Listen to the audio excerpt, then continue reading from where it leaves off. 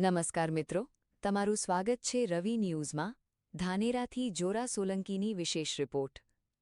ધાનેરા નગરપાલિકાના પ્રમુખ તરીકે ઈશ્વરભાઈ સોનાભાઈ પટેલ અને ઉપપ્રમુખ તરીકે પહાડસિંહ માનાજી રાજપૂત જાહેર થતાં સમગ્ર ધાનેરા શહેરમાં આનંદ અને ઉત્સાહનો માહોલ સર્જાયો છે. નગરના વિકાસ, સ્વચ્છતા, જનસુવિધા અને પારદર્શક વહીવટ માટે બંને આગેવાનો લાંબા સમયથી જનસેવામાં કાર્યરત રહ્યા છે. તેમની નિષ્ઠા, સેવાભાવ અને લોકપ્રિય નેતૃત્વને કારણે જ જનતા અને કાર્યકરોમાં નવી આશા જાગી છે.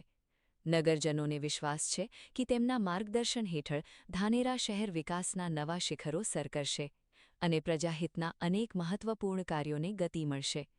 આ શુભ અવસરે બંને આગેવાનોને હાર્દિક શુભેચ્છાઓ અને ઉજ્જવળ કાર્યકાળ માટે શુભકામનાઓ. ધાનેરા શહેરના સર્વાંગી વિકાસ માટે શુભેચ્છાઓ. ભારતીય જનતા પાર્ટીના સન્માનીય આગેવાનો અને સંગઠનના હોદ્દેદારો તથા નગરપાલિકામાં ચૂંટાયેલા તમામ સદસ્યશ્રીએ મારા ઉપર વિશ્વાસ મૂકી અને મને પ્રમુખનું ઉમેદવાર તરીકે પસંદ કરેલો છે.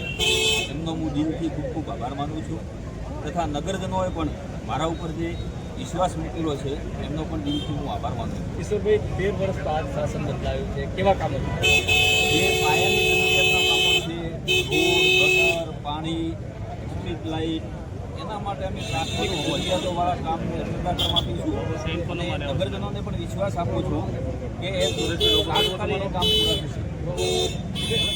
ઓકે.